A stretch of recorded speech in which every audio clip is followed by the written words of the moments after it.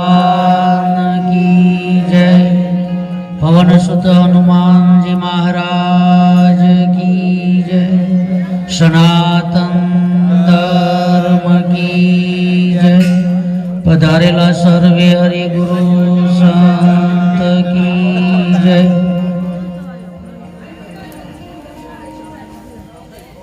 આજના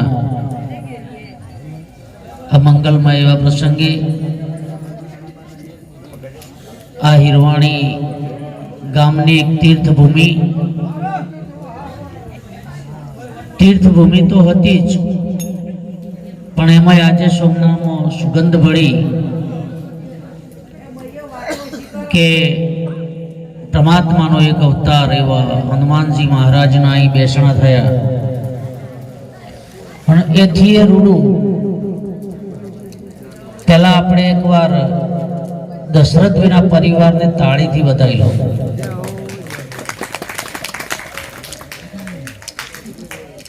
કેમ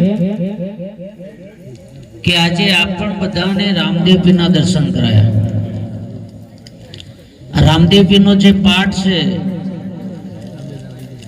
એ કોઈ સામાન્ય દીવો નથી. અને આપણે બધા દેવી દેવતાઓ 33 કરોડ દેવોનું આહ્વાન થયું.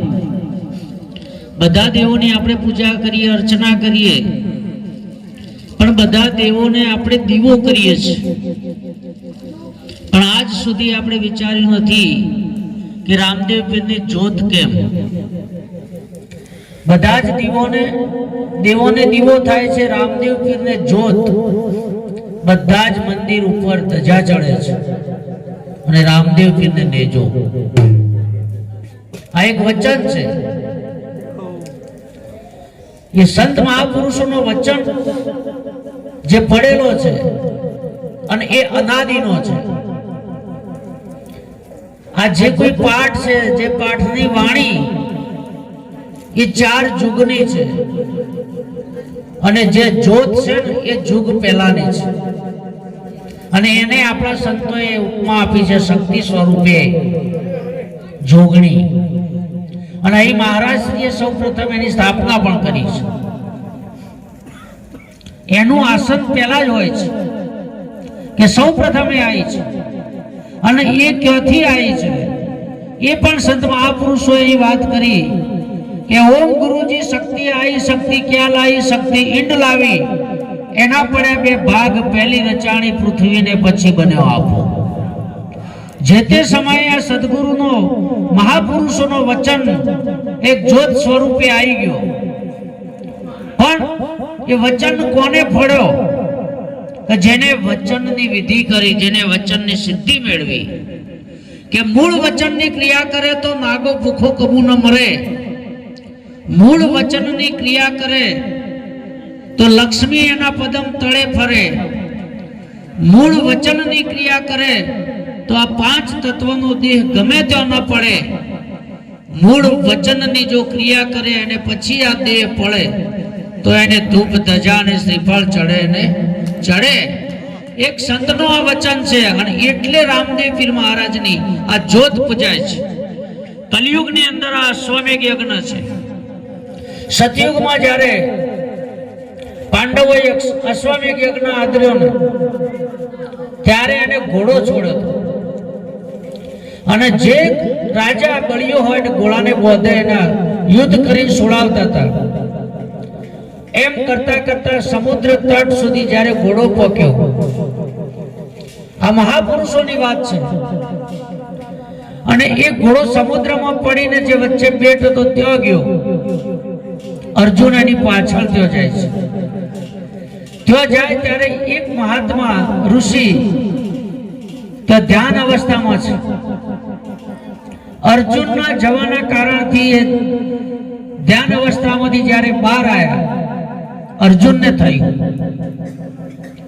કે હું રાજા છું, હું બળિયો છું, મારી જોડે શસ્ત્ર વિદ્યા છે, અને આ ઋષિ અહીંયા બેઠા બેઠા જે તપ કરે છે એમના ઉપર કોઈ સજ નથી, સાપરું નથી.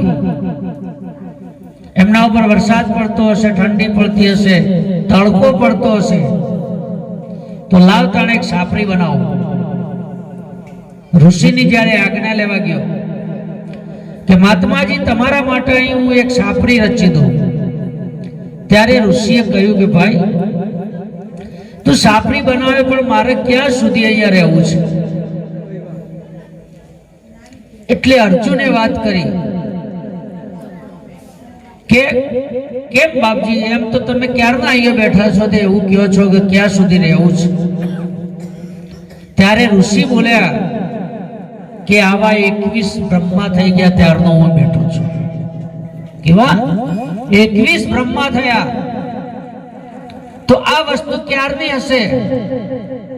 પણ જે સમય આવી, જેની જોડે આવી, એનું એને એ રીતે વર્ણન કર્યું.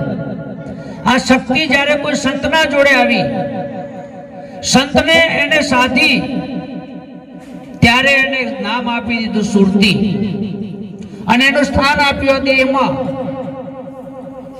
કે ત્રિવેણીમાં વસે છે સુરતી, એની તમારા જેવી છે મૂર્તિ. એનો ત્રિવેણીમાં કીધો છે વાસ, એ ઉડીને જાય છે આકાશ, અને એ છે આત્મા તણો પ્રકાશ. આ સુરતી સંત જોડે જઈ ત્યારે સંતે એનું સ્થાન બતાવ્યું, એનું વર્ણન કર્યું. એ શક્તિ જ્યારે કોઈ ભુવા જોડે ગઈ ત્યારે એને સધી અને સિકોતર બનાવી. જ્યારે વિજ્ઞાન જોડે જઈ તો વિજ્ઞાને એને ઉર્જા આપ્યું નામ કે આ વિશ્વની અંદર કોઈ એવી ઉર્જા છે અને એનાથી આ વિશ્વ ચાલી રહ્યું છે. પણ સંત છે ને, મહારાજે વાત કરી, સંત કોને કહેવું? સંતને શું લક્ષણ હોય? કબીર સાહેબે વાત કરી કે કબીરા દર્શન સંત કા સાહેબ કી આવે યાદ, લેખે में वही घड़ी बाकी के दिन बाद. કબીર સાહેબ કહે છે કે કોઈ સંતના મહાપુરુષના શરણમાં જાઓ અને જો તમને પરમાત્માની યાદ આવે તો સમજવાનું કે સંત છે, અને જો કોઈ બીજી ઉપાધિ યાદ આવી જાય તો પણ સમજવાનું કે આપણે કોઈ ગલત જગ્યાએ આવ્યા છીએ. અને આ મંદિર છે એ પણ સંત છે. કેમ કે તમે જ્યારે મંદિરમાં જાઓ છો ત્યારે તમારી ચિત્ત એકદમ શાંત બને છે, જો તમને પરમાત્મા યાદ આવે છે. કબીર સાહેબ એના માટે વર્ણન કર્યું છે કે આ મંદિર છે, મંદિરના અંદર બેલ લટકાયો છે, મંદિરના અંદર મૂર્તિ મૂકી છે, મંદિરના અંદર જ્યોત મૂકી છે. એનું મહત્વ શું છે?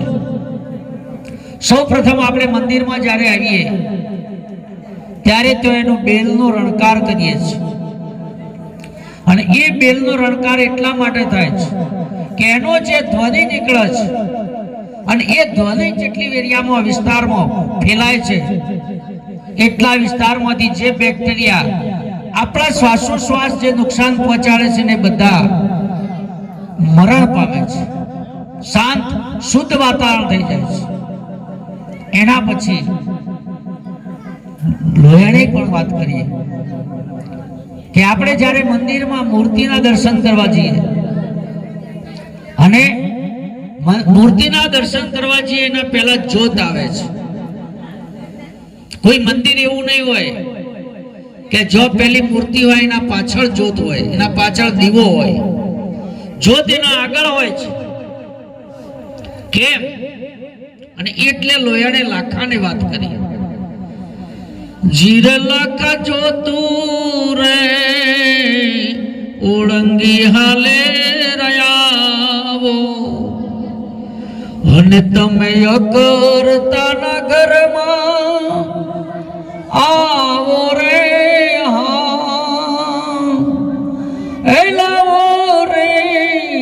કુંચીન તાળા ખોલીએ રે. લોયણ કે છે લખ. અને એ સમયમાં જ્યારે આવો પાઠ ઉગમસિંહના દરબારમાં હતો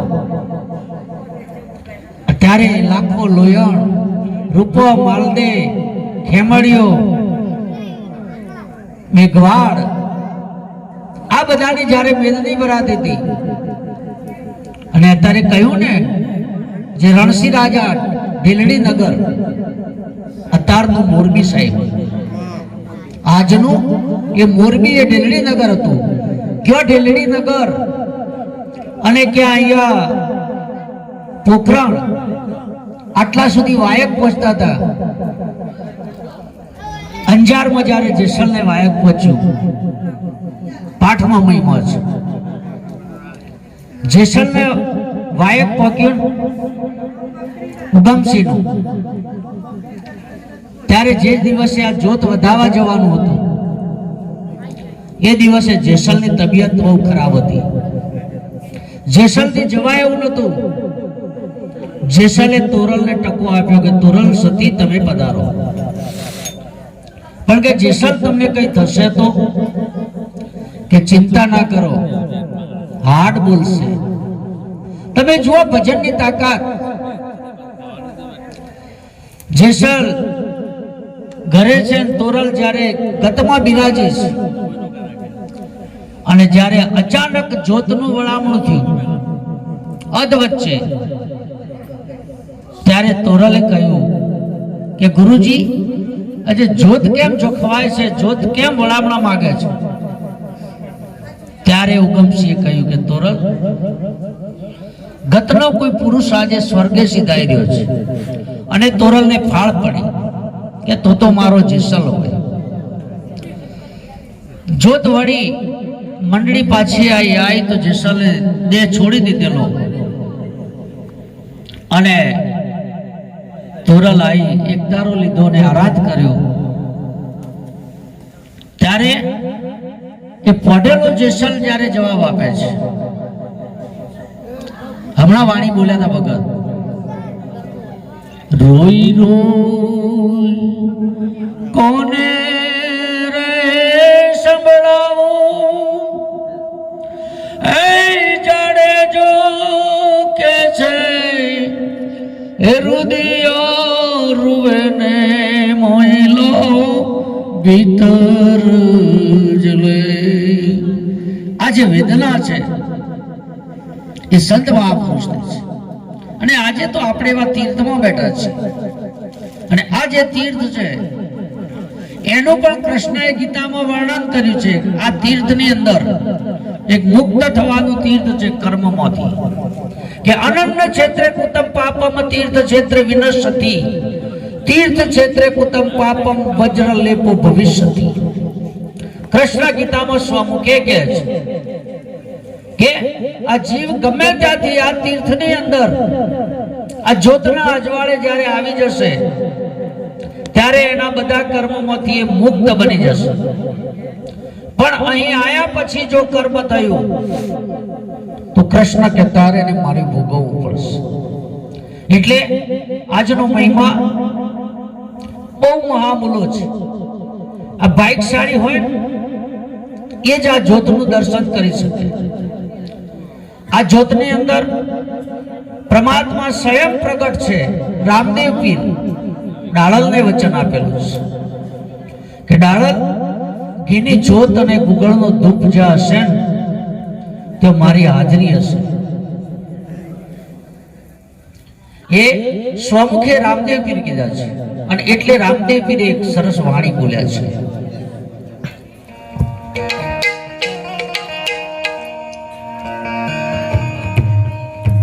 પાપની આ બેલડી પલે જશે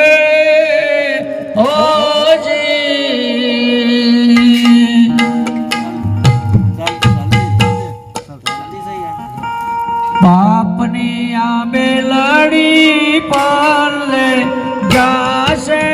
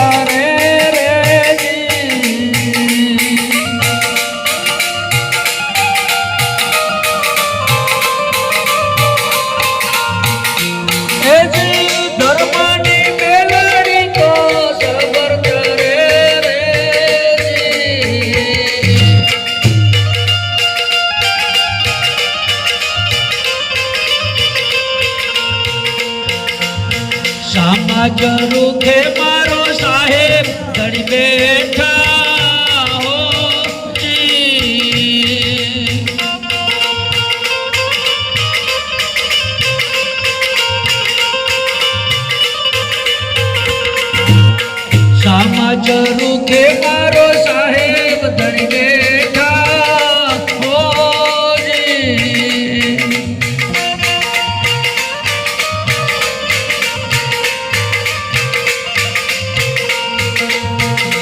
એજી હરા કોટાની વાલો ખબરું કરે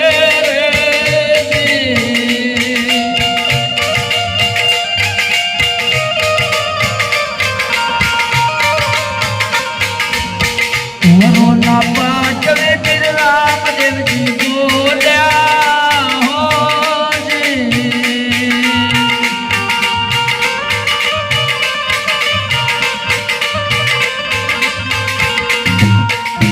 એ જી સંતના નિશાન ઉપર ચમર ઢળે રહે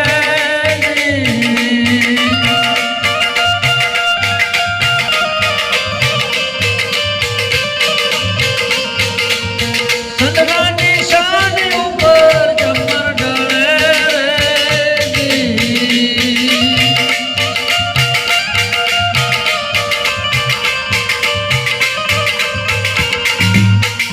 સંતનું નિશાન સંતનું નિશાન સંત મહાપુરુષોને સ્થાન આપ્યું છે કે નિશાના હૈ નિજ નામ કા બ્રહ્મ રંધ में वास એક એવી એક સ્થાન આપી દીધું છે કે તે પરમાત્મા બિરાજેલો છે અને એ પરમાત્માને હમણાં મહારાજ શ્રી સરસ વાત કરી હતી કે ક્યાંથી આયા ક્યાં જવાના પણ આપણા અંદર જે હું છે હાથ બતાવીએ તો કે હું પગ બતાવીએ તો કે હું માથું બતાવીએ તો હું પણ અહીં સંત મહાપુરુષ કહે છે કે આ બધી માયા છે અને એ માયાનું વિભાજન કર શેષ વધે તે ઈશ્વર છે જે બચે આ તો એક દાદાને હોસ્પિટલમાં દાખલ કરેલા અને બીજા એક એમના મિત્ર એમની ઉંમરના હશે સમાચાર પૂછવા ગયા પણ એ આવી સંત મંડળીમાં આવી પરમાત્માની જો વેદની હોય તો એમનો ઘસારો હતો એટલે પરમાત્મા સિવાય બીજી વાત નતા કરતા તો જઈને દાદાના સમાચાર પૂછતા હતા કહ્યું કે ભાઈ આની અંદર પરમાત્મા છે તો પરમાત્માને યાદ કર પરમાત્મા સારું કરી દેશે પરમાત્મા અંદર બિરાજેલો છે આ ડોક્ટર સોંપડતા હતા દાદાએ ઘણી બધી પરમાત્માની વાતની રજૂઆત કરી ડોક્ટરને સંશય થયો કે મેં કેટલાય ઓપરેશન કર્યા છે પણ અંદર પરમાત્માને મેં જોયો એટલે દાદાને અહીં કહ્યું કે દાદા તમે આ દર્દીને સાજો થવા દો અને દર્દીના મગજમાં બીજી વાતો ન ભરો મેં કેટલાય ઓપરેશન કર્યા પણ મેં જો પરમાત્માને ભાળ્યો અને પરમાત્મા હોય તો ખબર પડી જાય દાદા કે તારે જો પરમાત્માને જોવું હોય તો તું મને મળવા આવજે રજા હોય ત્યારે હું બતાવીશ રવિવારના સમયે ડોક્ટર દાદાના એડ્રેસ લીધેલું તો દાદાના ત્યાં ગયા અને દાદાએ ડોક્ટરને આવતા જોઈ એક મુઠ્ઠી તલ વાટકીમાં લઈ અને કાતર હારે બે ટુકડા કરવા લાગ્યા તલ કાપતા હતા ડોક્ટર આયા બેઠા પછી ડોક્ટરે પૂછ્યું કે દાદા આ શું કરો છો તલને તમે કે હું ભાઈ તેલ કાઢું છું કે આમ ટુકડા કરવાથી તેલ ના નીકળે તો કે તો પીલવું પડે ઘોણીની અંદર એને પીલી નાખવા પડે તો નીકળે ડોક્ટરને કે સાહેબ ઉપરથી ચીરવાથી પરમાત્મા કદી ના મળે એના માટે તો ભીતર જવું પડે मिटा दे अपनी हस्ती को अगर कुछ मर्तबा चाहे एक बार तू मटी जा એટલે કબીર સાહેબે વાત કરી કે ये बात है सब देखत की कहने में नहीं आवे मरने से पहला जो मर जावे वही रास्ता पावे જ્યારે આ દેહની સ્થિતિ પ્રાણ નીકળ્યા પછી જે થાય છે એ સ્થિતિ જો સદગુરુની કૃપાથી અત્યારે થાય તો પરમાત્માનું દર્શન થાય એવું છે નહીતર થાય એવું એના માટે આ ભીતર ડીપમાં આપણે ઉતરવું પડે છે અને એ ભીતર રંગવડું જો આપણું મંદડું રંગાઈ જાય હમણાં કહ્યું ને સાહેબે સાખીમાં કે ચિત્ત ચટક લાગ્યા વિના મળે નહીં કીર્તાર. પણ જ્યારે ઈયળ ભમરી ઈયળને જ્યારે ડંખ મારે ત્યારે જે ઈયળ નુગરી થઈ પડી જાય ને એને એ ઉઠાવે નહીં.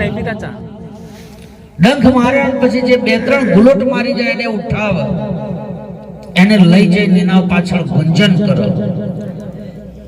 બરાબર ગુંજન કરો ને એટલે એને પોખ આવી જાય.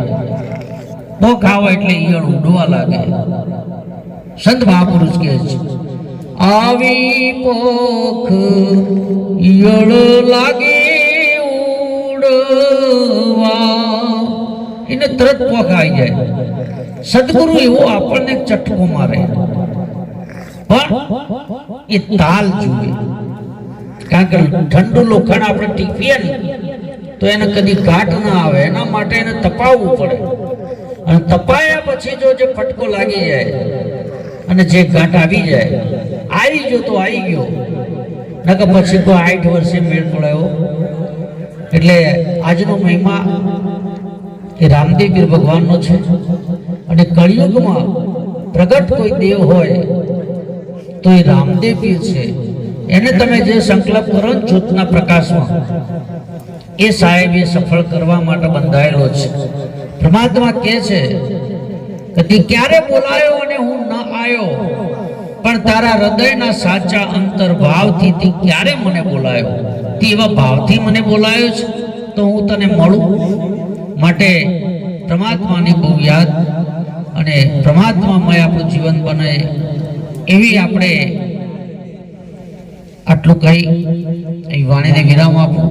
એ પહેલા એક વાણી અમૃતને